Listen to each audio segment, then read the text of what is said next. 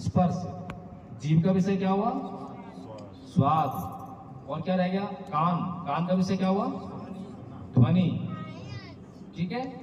और मन का विषय क्या हुआ? इच्छा। ठीक है। तो इस तरह से 6 इंद्रियां और 6 इंद्रियों के अपने अपने विषय। जैसे ही कोई भी इंद्री अपने विषय के संपर्क में आती है तो वेदना उत्पन्न होती है।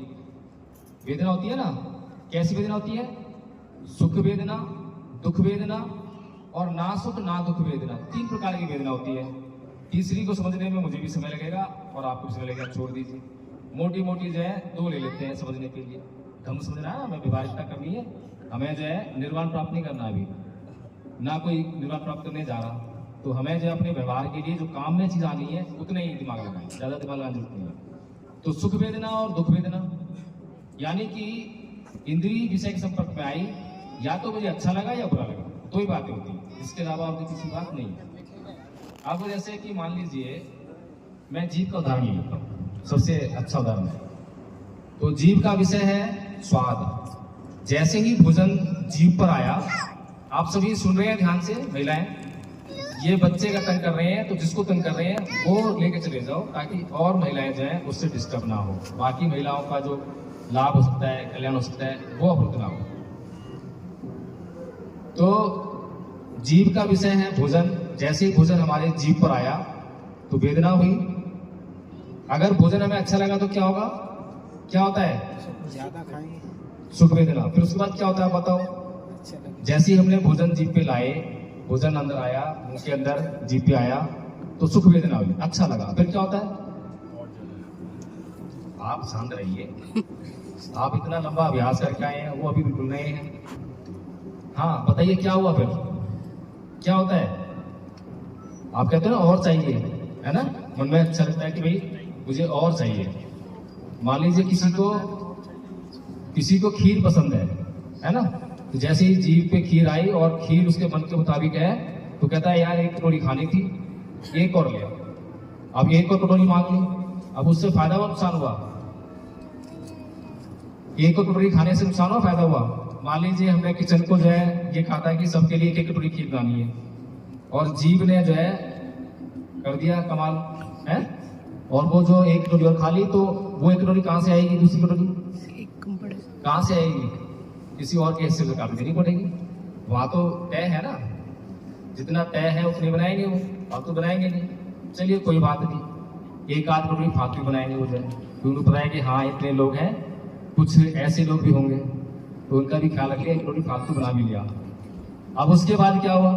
मेरे पेट में जगह नहीं थी, 1 कटोरी खीर की ही जगह थी, उसके बाद जो जगह नहीं थी। लेकिन अब क्योंकि जीभ पे अच्छी लगी, मजा आ गया, और उसके बाद मैं कहा यार 1 कटोरी खा ली, तो उसका तो नुकसान हो रहा हो, लेकिन मेरा नुकसान शुरू हो गया।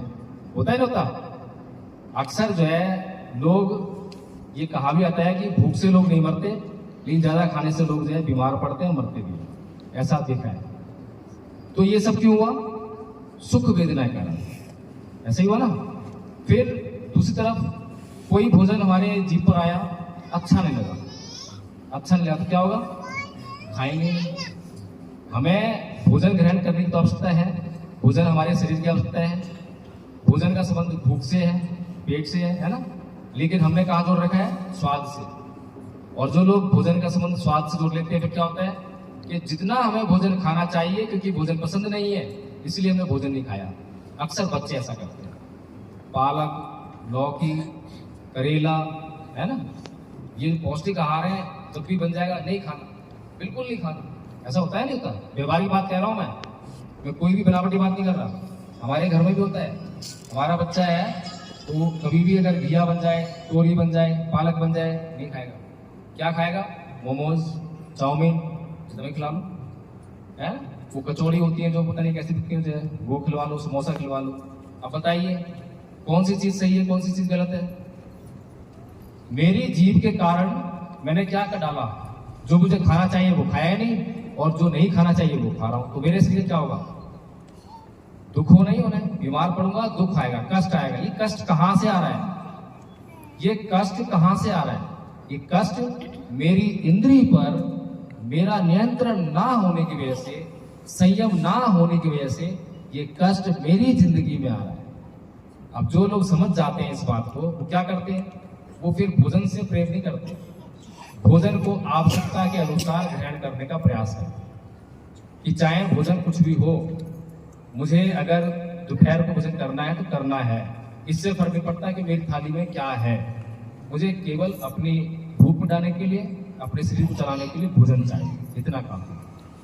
ठीक है, तो इसी बात को कहते हैं समता का अभ्यास, कि ना तो कम ना ज्यादा, आवश्यकता के अनुसार।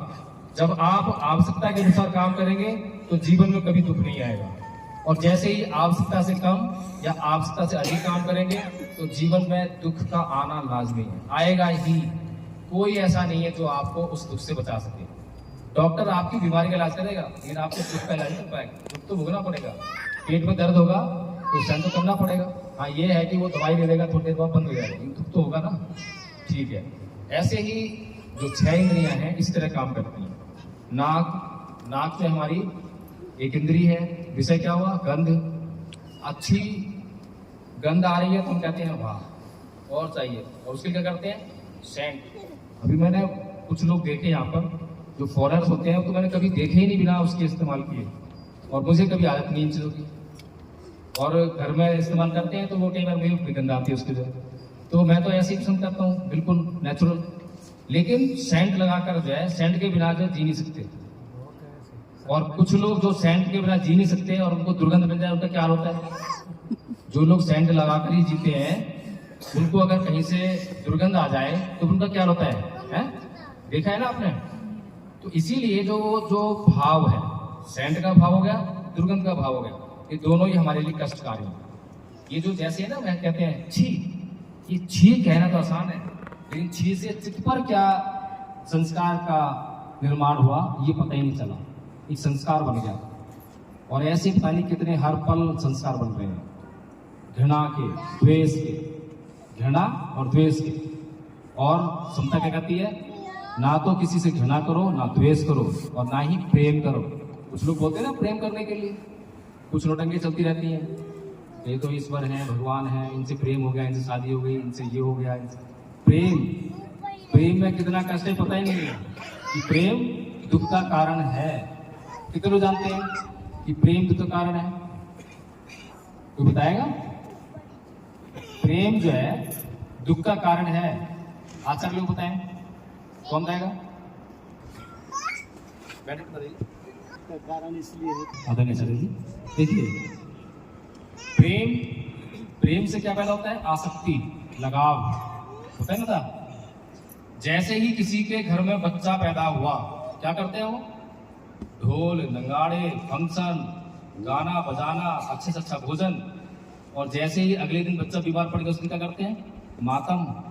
ऐसे होता है ना।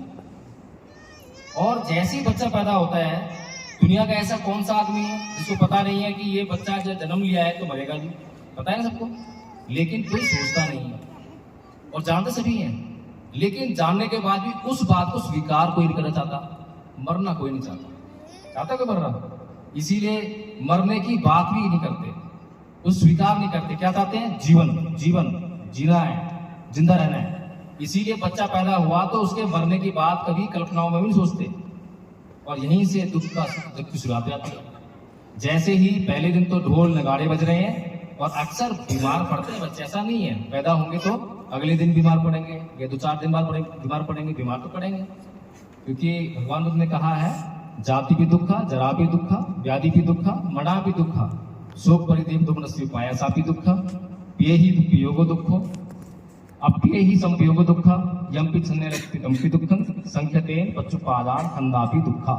ये दुख है। क्या क्या दुख है? जन्म लेना दुख है, बुढ़ापा दुख है, रोग दुख है, मृत्यु दुख है, प्रियजनों का बिछुड़ना दुख है, अप्रियजनों का मिलना दुख है। जो चीजें हम चाहते हैं वो नहीं मिलती है तो दुख होता है। कुल मिलाकर ये शरीर है, ये दुखों का घर है। दुख कहाँ से मिल रहे हैं? शरीर कहाँ से मिल रहे हैं? सारे जो 6 इंद्रियां हैं, 6 इंद्रियां कहाँ पर काम करती हैं? शरीर पे काम करती हैं। शरीर है तो इंद्रियां हैं, इंद्रियां तो दुख है, और इंद्रियों का संयम है तो सुख है। सीधी सी बात है। ये जो फिलॉसफी है कोई मुश्किल नहीं है, बड़ी आसानी से समझ सकते हैं। और ऐसी फिलोसफी है, ना तो इसमें हिंदू है ना मुसलमान है। बताओ कहाँ मुसलमान है इसमें? कौन सा मुसलमान हो, कौन सा हिंदू हो जिसके काम की चीज नहीं है? कौन सा ईसाई है जिसके काम की चीज नहीं है? भगवान बुद्ध का धम्म ऐसे ही नहीं फैला पूरी दुनिया में, बिल्कुल प्राकृतिक है। जैसे प्रकृति के सिद्धांत हैं, एक एक बात भगवान बुद्ध के धम्म की प्राकृतिक सिद्धांत के अनुसार है।